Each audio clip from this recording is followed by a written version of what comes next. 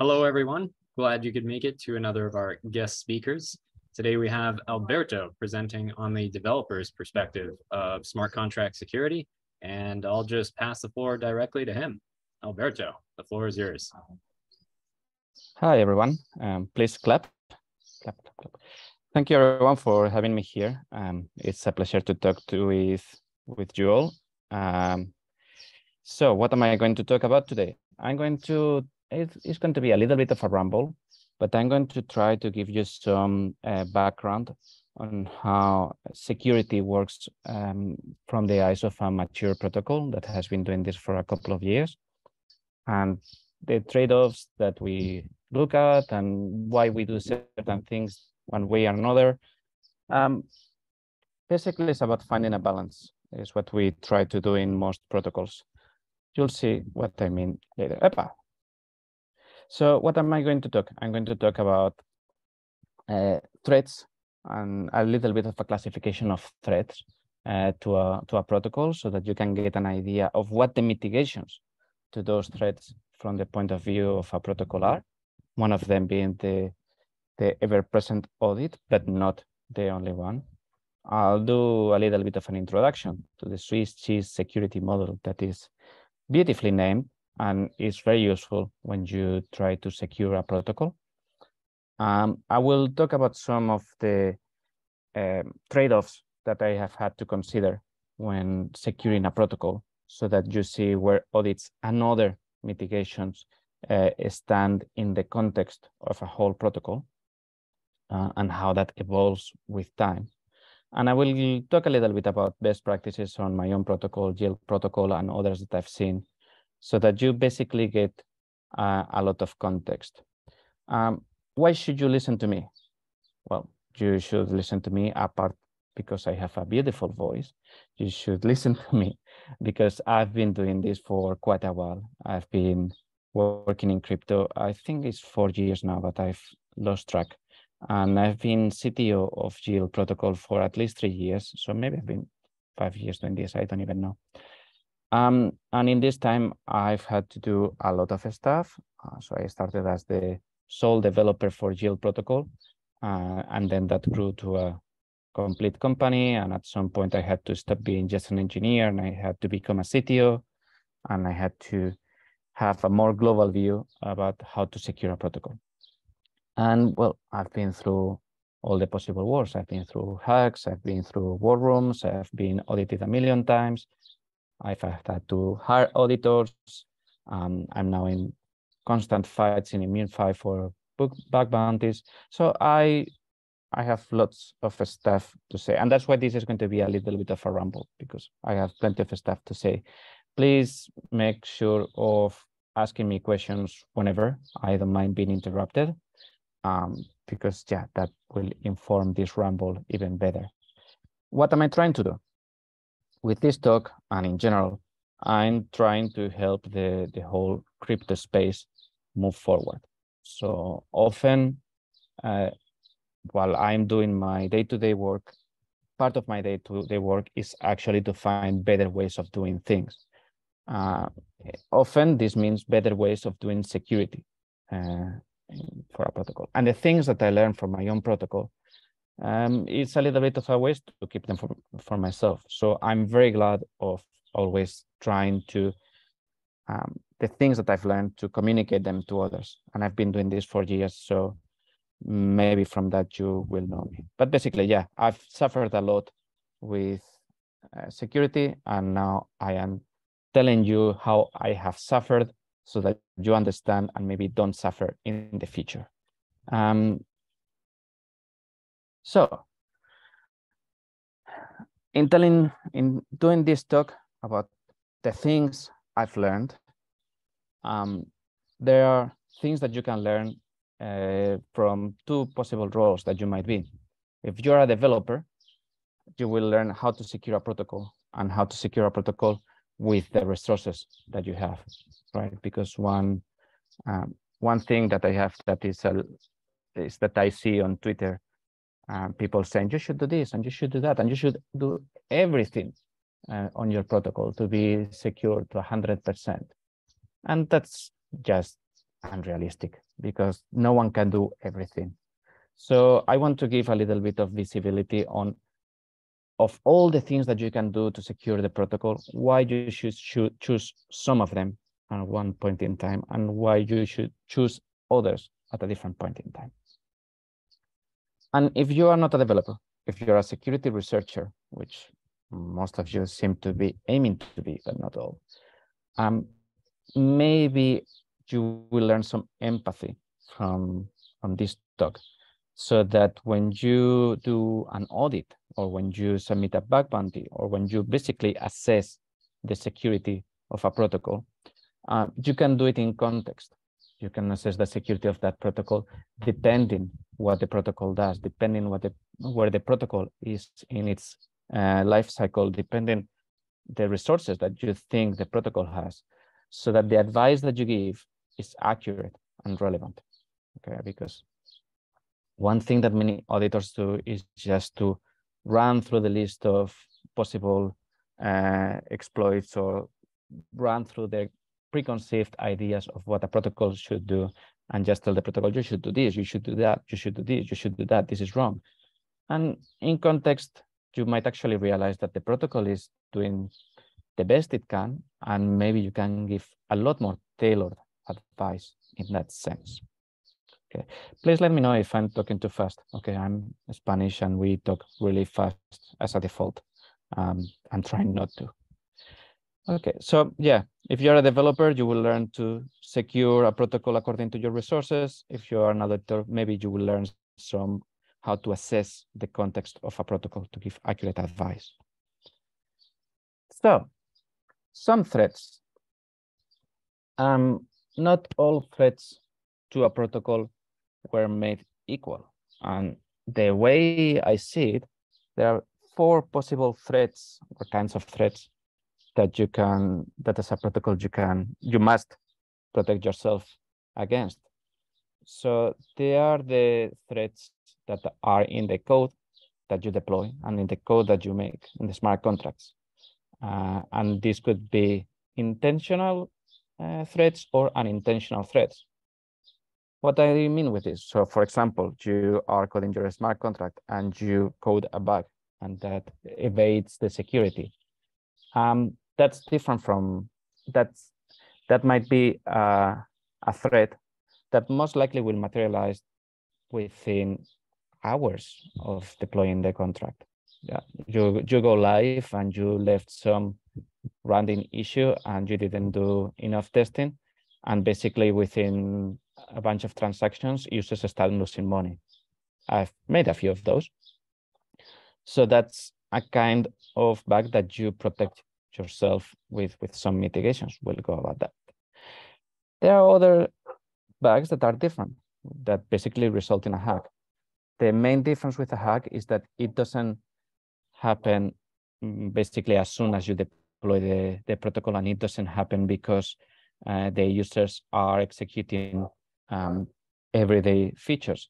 That's because someone has found a convoluted way of exploiting your contracts and has found that if they do this specific path, they will actually get all the money out.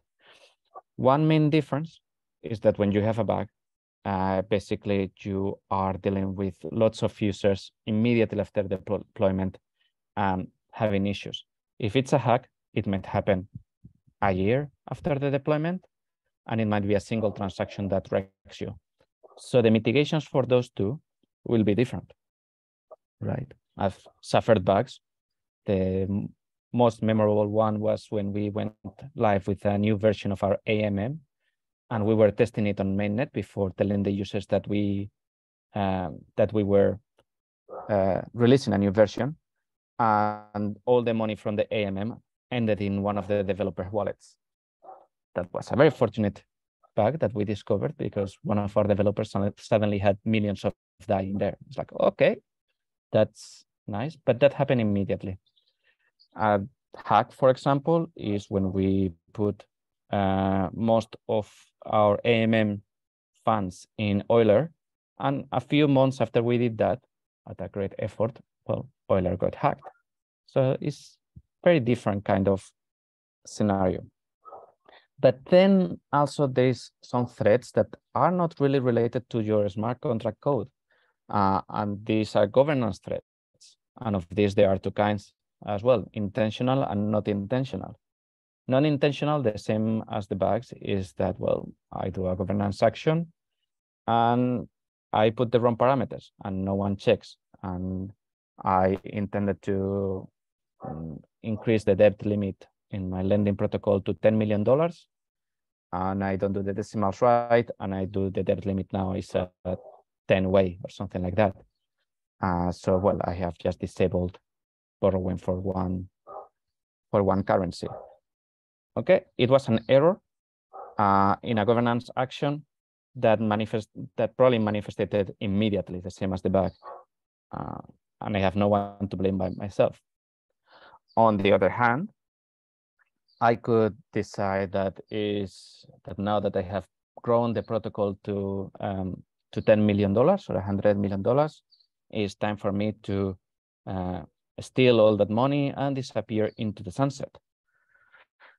Well, that's very much intentional, and you protect against that differently.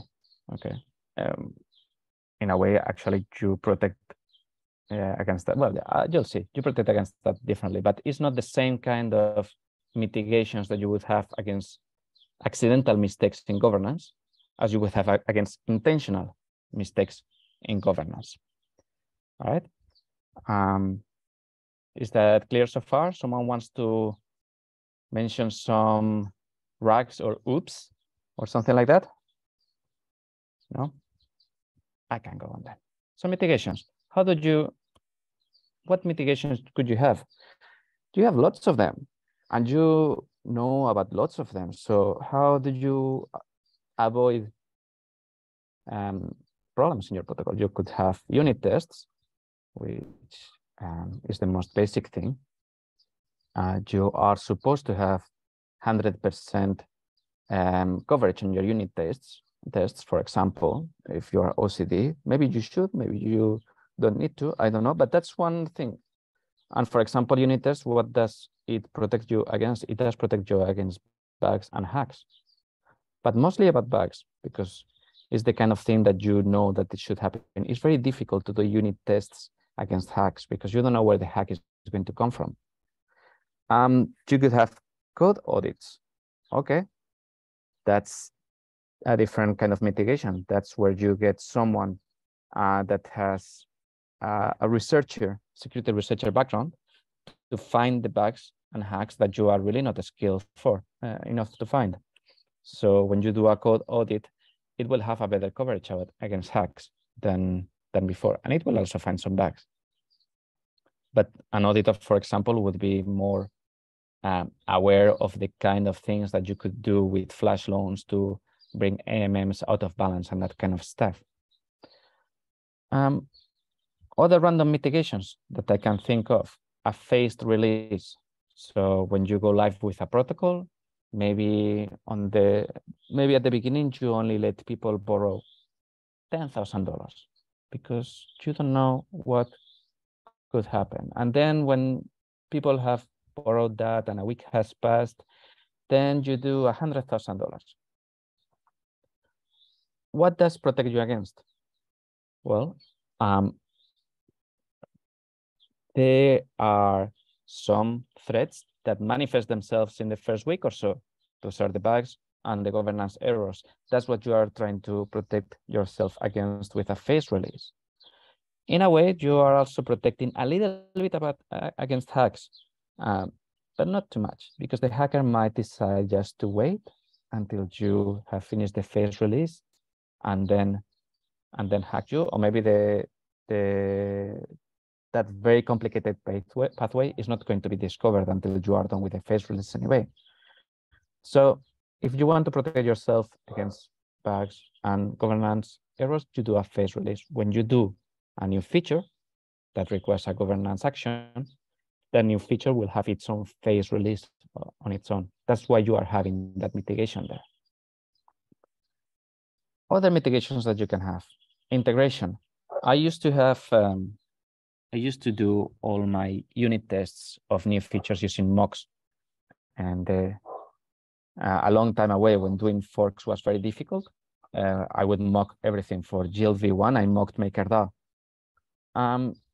Well, that will work to some point, but not really, because then when you go live, you might discover that that you haven't mocked the smart contracts correctly.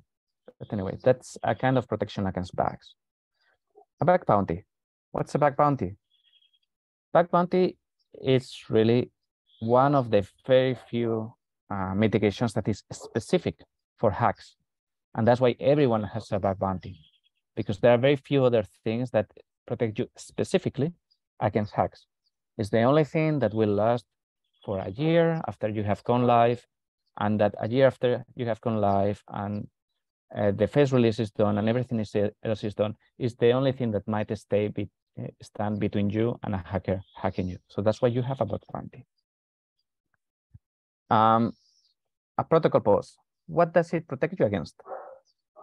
Really, it doesn't protect you against hackers, because basically the hacker is going to prepare its thing and it's going to send a few transactions and then you are done.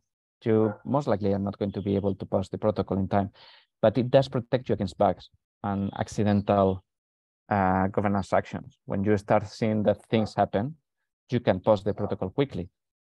Okay. So with this, what I mean is that not all the mitigations, not all the security tools that you see out there, they're not all of them equal. Not all of them have the same effect. They are there to protect you against different kinds of threats.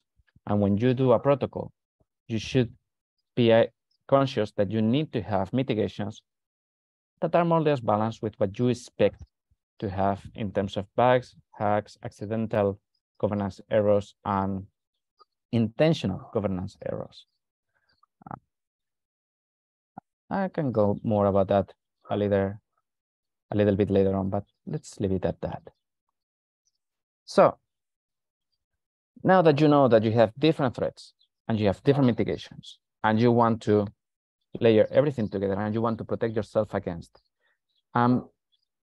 the Swiss cheese security model is actually not a crypto invention or anything like that. It's actually a well-known security model for threats.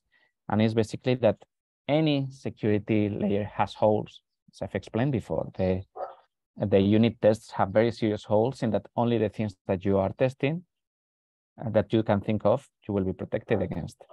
Those holes are covered with invariant testing or with formal verification or things like that. What does that mean? Basically, that if you think of each security mitigation, it has holes. It's not going to protect against everything. But if you layer many security measures, the idea is that the weakness of a security layer will be covered by a different security layer.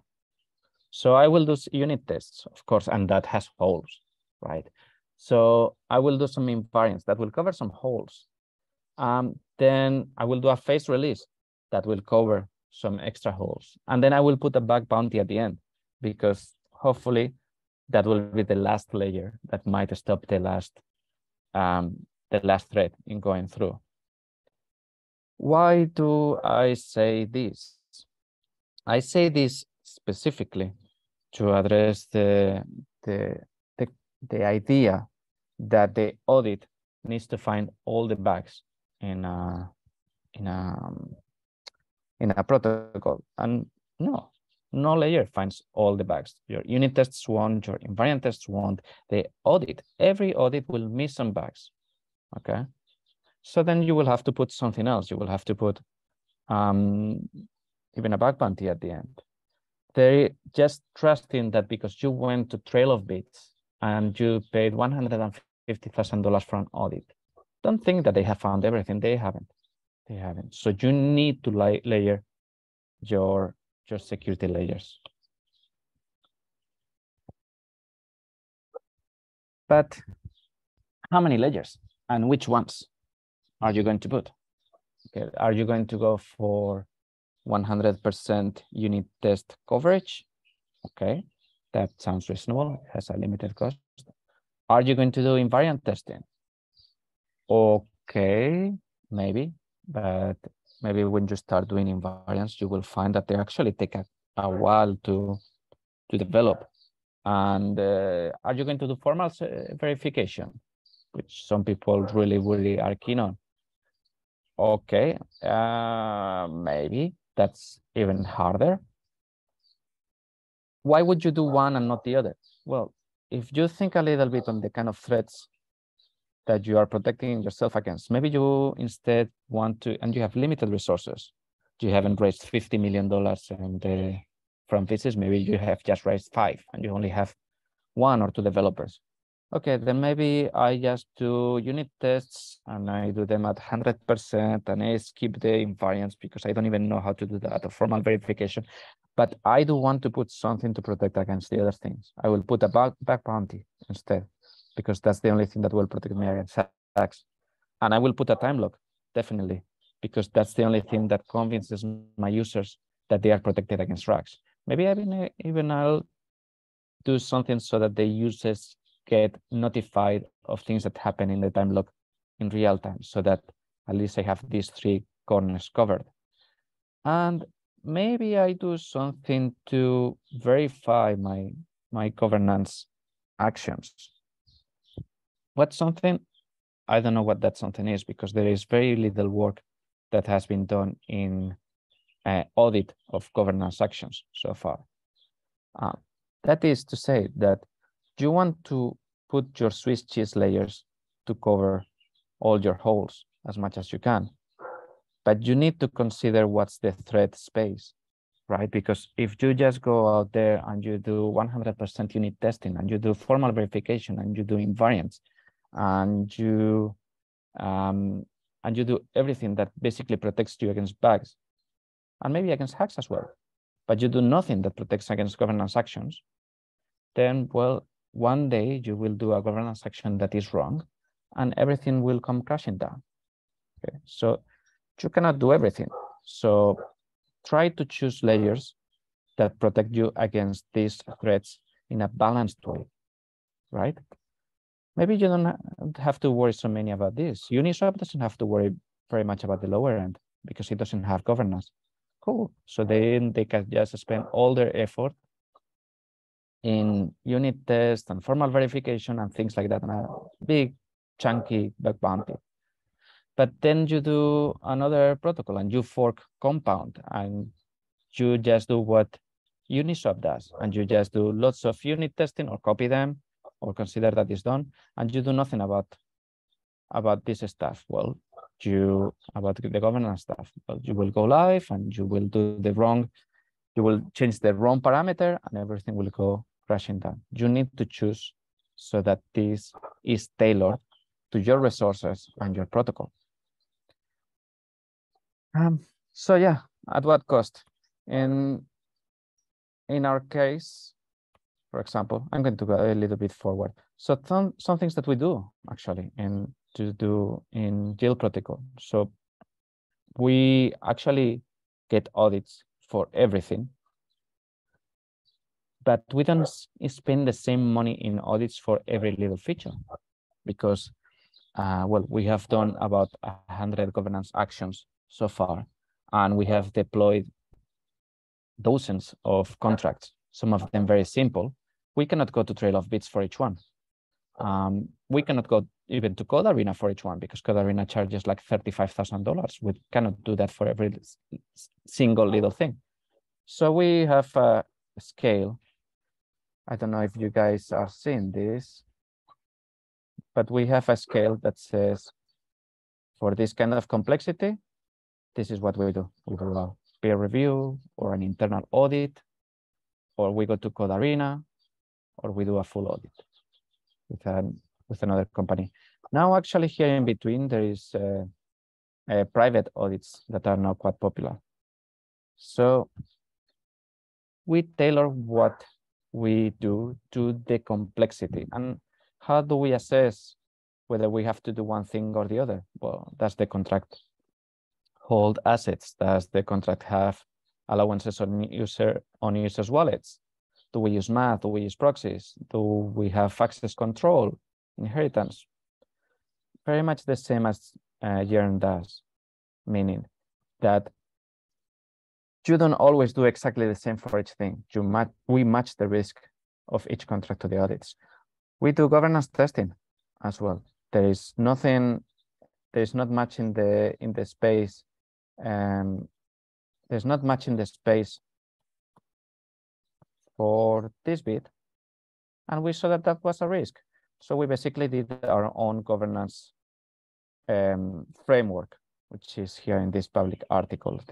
We use tenderly forks, and we deploy our governance action, and we check the events one by one, and we have test harnesses that are run on those forks, and we do a bunch of stuff because we are very aware that we do a lot of governance, and we have made mistakes in our governance before. So eventually we developed a layer that would protect against this. What else do we do? We have a time lock and a multisig. Why do people have a time lock and a multisig? The time lock and the multisig basically gives assurance to your users that you're not just going to rack them. Okay, so that's why everyone has a time lock and a multisig, and it's a pretty good protection against the team doing a rack. It's not perfect, but it's pretty good. Users still need to be vigilant, but that's why we have each one of those. So we have a tailored audit system for the top 2 layers, plus other things. We had holes in this side, so we did a governance testing framework, and we did the same as everyone else to convince people that we won't rack them, which is to install a time lock and have a multisig. If we would go decentralized, fully permissionless, then we would cancel this bit completely, right? We cannot rack a decentralized protocol, but we are not going decentralized for now because we have other priorities. Decentralization will be a perfect security layer to convince our users that we won't rack them. Okay, that would be a perfect layer, but we cannot afford that layer because we still have to evolve. We still have to find product market fit. We still have to fight against competition. So this is a layer of security that we cannot afford right now. So we don't do it. We don't do formal verification as well because we are a small team. We don't know where to start. And we believe that we are reasonably covered in the kind of things that formal verification protects you against, which is these two. We think that with audit tests, that with our unit tests and integration tests and front-end tests and all the tests that we do and phased release and the bug bounty, we think that we are decently covered against bugs and hacks. So that's why we don't do fuzzing or formal verification. Fuzzing we did some for the first version, but it's really complicated to do it right, and it takes a lot of time. So this is just adding layers that kind of cover the same holes as other layers that we have. So we don't do them, right? And you will see people on Twitter saying, if you don't do 100% unit test coverage, and you don't do fuzzing, and you don't do formal verification, and you don't have 3 audits from top players, then I won't trust you. It's like, well, you're just over covering this layer here. I would say that if you don't check that your governance actions do what they should, and if you don't have time lock, then I don't trust you. I prefer even coverage than just doing whatever else is doing. You need to think a little bit to what is that you need. So that's the things that we do. And to assess what we know, what we do, well, are there any questions so far? I'm just talking a lot. No questions, please? I will add one. This is engineer. You've mentioned governance actions as one point, and I think we had a small debate in this block about, well, if the owner can perform certain actions in a certain way, is that a finding, or is that just the owner shooting themselves in the foot? So how would you want to see those sort of things in an audit report? To be quite honest, I would like to see a completely separate audit report, because I don't think that there is that much of an overlap between this layer and this layer. And the audits that you see are about the smart contracts. So you are looking for, it's just not well suited to the fact of governance actions. You are not, it is not reasonable to protect against all possible kinds of governance mistakes on the smart contracts. For example, you have governance functions in contracts, like to set the new oracle for a given currency. Okay, so it will be set oracle, and it will accept an address parameter. And I see on the audits, well, you are not doing a zero address check, so I'm going to highlight that. And my reply is like, so what? If I do a zero address check, I'm okay, but that doesn't protect me against putting the DAI oracle where I should be putting the USDC oracle. So I'm just going to be adding code into the smart contract that gives me a very, very partial protection. I don't think that you can actually realistically in a smart contract ensure that when I want to add the DAI oracle, I'm adding the DAI oracle and I'm not adding the USDC oracle or the Frax oracle. That's very difficult to do in a smart contract. It's just not appropriate. So what I would like to see and what I would pay for is a completely separate kind of audit that instead of taking my smart contracts and auditing my smart contracts, takes my governance actions, my governance proposals, as they are coded, whether they are in the, maybe coded as a call in Gnosis multisig, and audits that specific governance action. I can show you, because here, it's probably, how do we do this? And I'm telling you because I do this myself and I'm tired of doing it. I want someone else to do it for me. I will pay you money. Okay. So we have a proposal process here. No, proposal process here. No, I have process proposals somewhere. Proposals. Okay.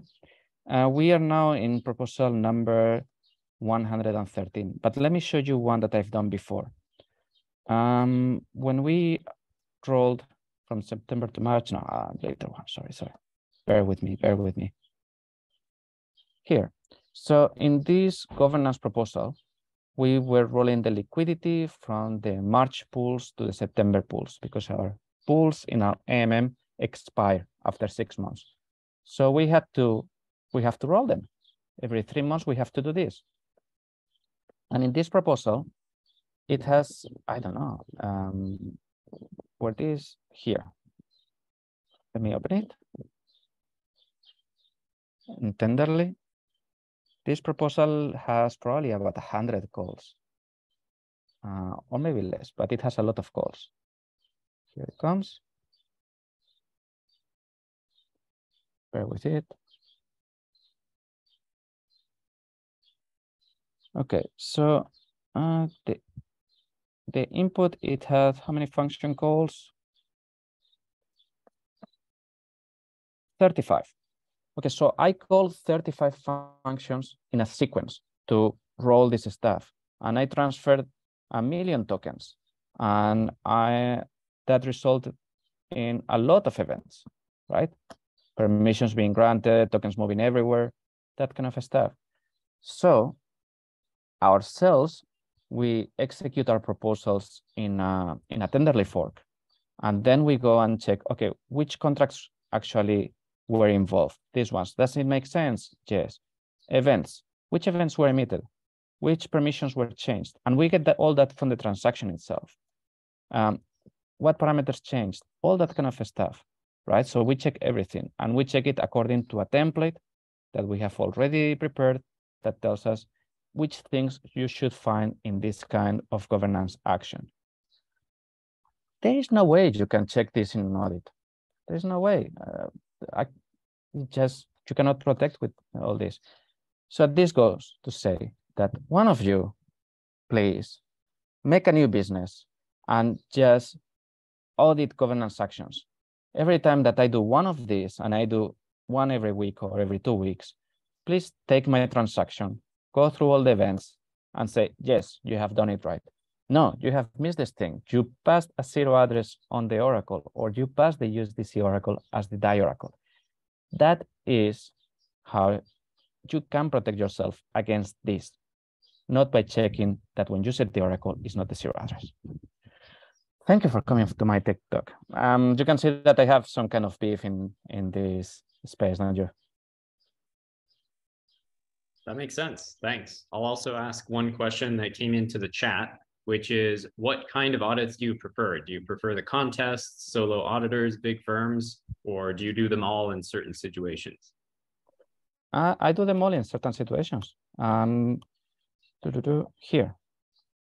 So when it's something very small, we do just a peer review. Then we do internal audits. Internal audits, we do them when it's, for example, a contract that is very easy, but still we have to do it. So let's say we go to my own protocol, Vault V2 source.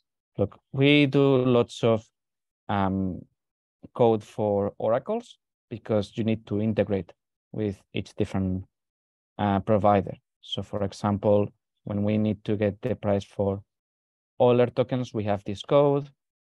When we have to get the price from crab tokens, we have this code. Okay. All these contracts are very, very similar, but they are different. Still, they are different.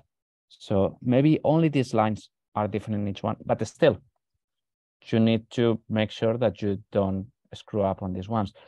I cannot take this contract to Trail of Bits. I cannot take this contract to Code Arena. Both of them are too expensive and take too long. Even a private audit, doesn't make sense. This kind most likely will either be just a peer review, or I will give it to one of our employees that will put some time aside for an internal review. Example of an internal review, actually. Here, Utils, we did a new version of the emergency brake. Okay, this one is not 5 lines as before. This actually is 300 lines. But still, we did assess it, the things that could happen with it, the math, the asset holding, the wallet allowances. And we decided that this one was to be given to one of us as an internal audit. So this was actually Dev Tuligan, alumni of yAcademy, that did it as an internal audit just after finishing yAcademy. And he took 1 week aside to do an audit as this. Okay. And this kind of audits, we give them to Subnoc and to Praful that are growing their security skills because they're not risky enough to warrant more. Once we get at some bigger point, we will ask for a private audit. This is not here, but we do. So for example, Vault V2, we have a new feature, which is variable rate lending. This is a lot more code now because it's 5 contracts, and in total it's about 1,500 lines. But still, it was easier than usual because it's a fork of ourselves with some changes. So for this, we got private audits. We have other features that are still more complex. Like, for example, our new liquidations engine. This was only 164 lines, but this was complex because it has math, it has wallet allowances, it moves a lot of money, it can wreck the whole protocol. This one we took to Code Arena because we are going up the scale. And to finish, things that we took to people like Trail of Bits, or ABDK, which are great. Is, for example, our new yield-based version, the math behind our AMM. Okay, this by itself is 700 lines of hard math. Okay, this we cannot. One of us wouldn't make sense because it's enormous and it's complex. Taking this to code arena wouldn't make sense either, because no warden is going to spend enough time understanding this code. This stuff, we took it to ABDK because we knew that them and possibly only them would be able to do this audit. Yeah, and other audits we have done with trail of bits. Yeah, I think we have only used this too. So we grade them. Okay, not all audits are similar and all audits are valuable, right? The audit that we did very recently for variable rate with private auditors, that was exactly what we wanted. I think we got great value. So all of them have their place.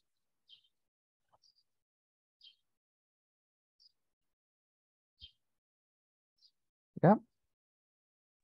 And one question. You have any more of these great questions? Yes, one more, but you can actually send the answer after if you want. It's the link for the governance testing article that you mentioned. You can Google for my name, basically. Where am I? Here. Let's see. What do? I usually test governance Alberto Cuesta.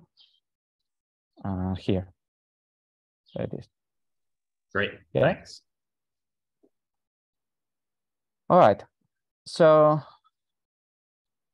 yeah, not all features need to be assessed in the same way. Not all mitigations are equal.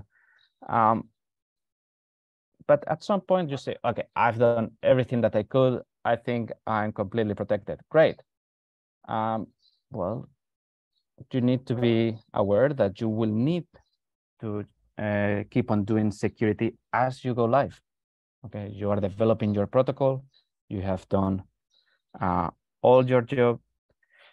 Just think on what I said. We keep releasing features. We have done more than 100 since we went live that involves new code. So it's a continuous process, and not everything, and your threats are not the same over time, because maybe when you are live and you have $1 million TVL, you're not very attractive to hackers, and you won't be very tempted to rack your own protocol. But at some point you go to 10 million TVL, and at some point you go to 100 million TVL.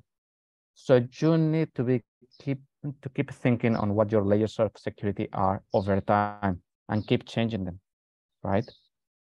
So maybe you did put a lot of effort in formal verification and unit tests at the beginning, and now you are doing small changes.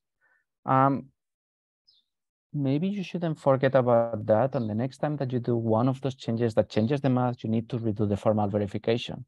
It's a continuous process. Most bugs and some hacks happen because everything was perfect originally, but you didn't keep up changing your security layers as you went live. For example, some things, and I think that I've been bitten by all of this. What kind of things happen after you go live that could screw you? Well, I might just raise the debt ceiling and do a parameter change. That could be a governance failure. Or I'm going to code this new feature because the users demand this right now. So let's code it like really quickly and release it. Maybe you should have done formal verification for the new feature. Or you do a contract upgrade because you need to spend less gas. Maybe you needed an audit for this one because it's the first time that you do upgrades and you don't know what you are doing. Or maybe you're under pressure fixing a bug fix and you don't take the time to actually test the bug fix properly. You do plenty of things over the life of a protocol that will screw you over. So you need to do continuous security and not let yourself even become complacent and think that you have it all nailed down, or pressured and say, no, we need to release this like really quickly and we don't need to do security this time. No, security is a continuous process, and things will happen, and shit happens. Okay, eventually, no matter what, all your beautiful cheese slices, they always have a hole, even if you put all of them, right? Maybe Uniswap and Avi haven't got hacked yet, but Euler did, and Euler was really good at security. And Compound also had a bug, a rounding error, and costed them, what, $80 million or something like that? So you should be aware that someday you are going to have a situation, right? Don't think that you are different. You are going to have a situation. Even if you are older and you are having like 10 audits, you are going to have a situation. So don't be like me and deploy a protocol without a clear way to pause it. No, you need to be able to pause it because that's what protects you here. And make sure that you have a disaster resolution process and role play it, right? We did a role playing of one of those just before we went live with V1, and it was very useful. After that, we have followed the same plan at least 6 or 7 times. So by now we have it by heart. And this is a great thing because, I mean, when you seem to have lost money, your heartbeat is going to race and you really are not going to be able to think very well. So you need to follow the plan. God help you if you don't have a way to pause your protocol and you don't have a plan to deal with incidents, because the day that you need it, it will be the worst day in your life by far. Okay. So take it from me, do your security, put your cheese slices in a way that all the holes get covered, but know that you are leaving one hole and be prepared for it. I've explained the things that we do and the things that we don't. How I want to finish? Well, I want to finish saying that there are lots of protocols there that do lots of things right. I should say that you should learn a few things from us, at least on the governance side, but that would look a little bit wrong. But yeah, go and check that governance review article. Go check also MakerDAO, how they do governance, or maybe don't check MakerDAO too much because they take ages to do something. Maybe MakerDAO is something that you do when you have $100 billion TVL and not when you're $1 million. So there are some lessons there. Some people that you can learn from as well is Jern. Jern are top class. Best at war room processes. We took our war room process from them. They were the first ones that I saw that they were adjusting the risk, the security layers to the risk of each strategy. And they are very interesting in the case that they don't get external audits at all. All the audits are internal. And why? Because they know how to do it. So it's good to learn from Jern that there are different ways of doing things and that you need to keep evolving and thinking what is best for you and not just blindly following. Maple is also great in terms of testing. If you want to protect yourself against bugs, Maple is probably the best one because they really have a great test suite with formal verification and with fuzzing and with invariants and with lots of articles on how to do things right. So that's a good one. And Euler here, I will actually like to learn from them. I've put them here because they got hacked for $200 million and they got all the money back.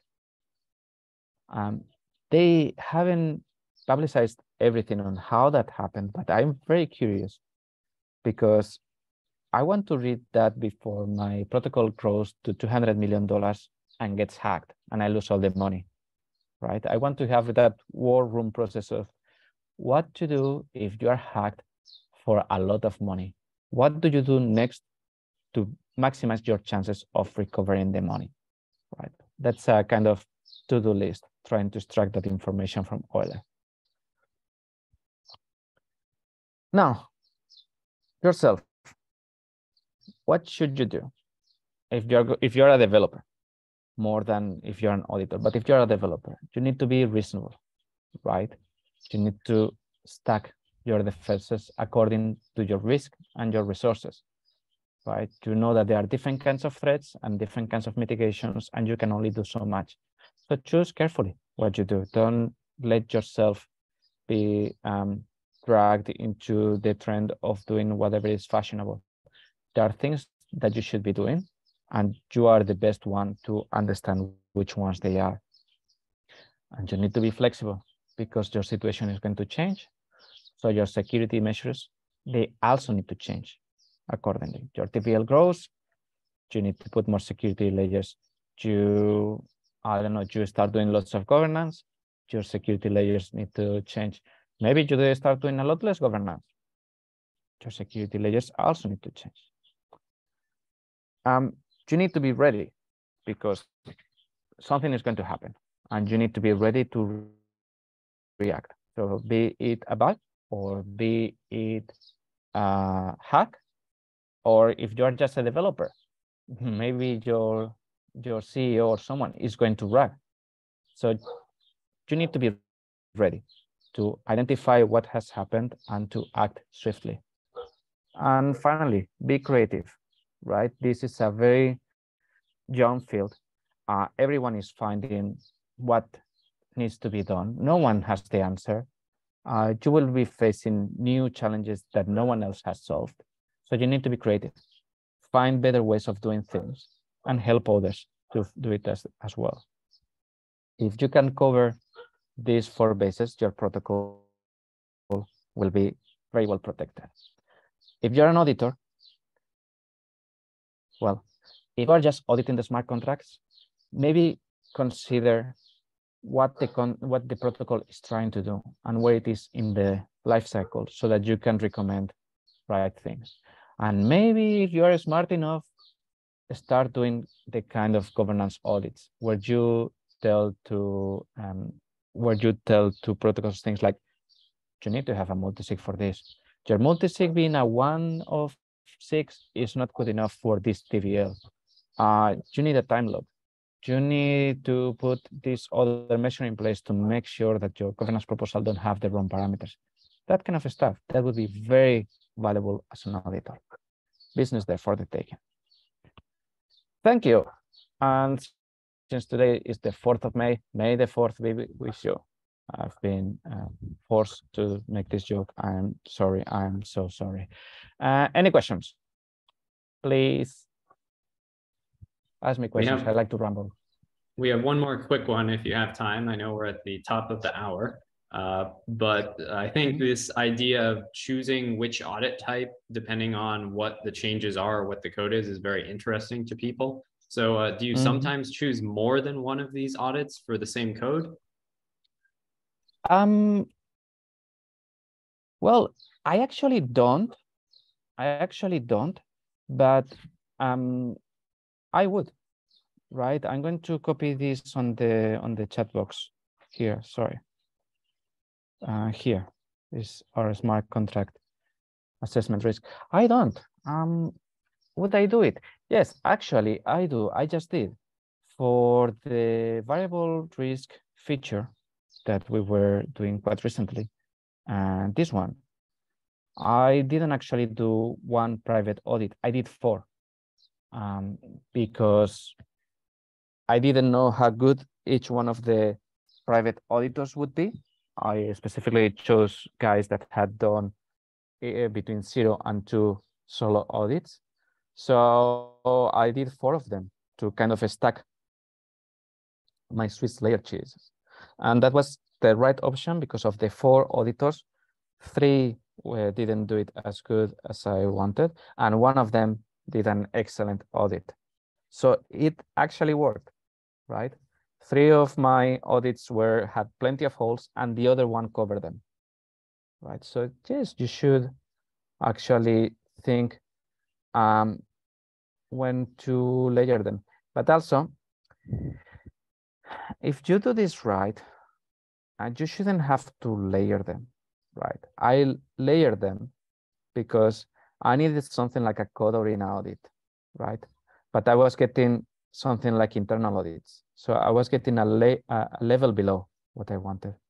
So basically I did an internal audit times 4 so that I would go 1 level up, right? Maybe if you require a full audit, but you don't have the time, maybe you can make do with a Code Arena audit and a few private audits. People do that, right?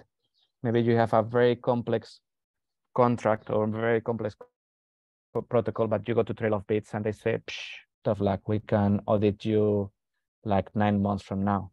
Okay, well, you cannot do this. So instead of that, I will do a Code Arena 1 that has only a month lead time.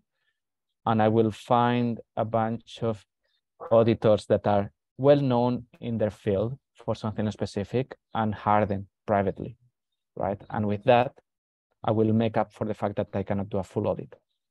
So yes, you can have several audits when you cannot find what goes here. Or maybe if you are oiler, right, and you have lots of money and you are really worried, maybe you just get several full audits, right? Or get a full audit and a Code Arena audit.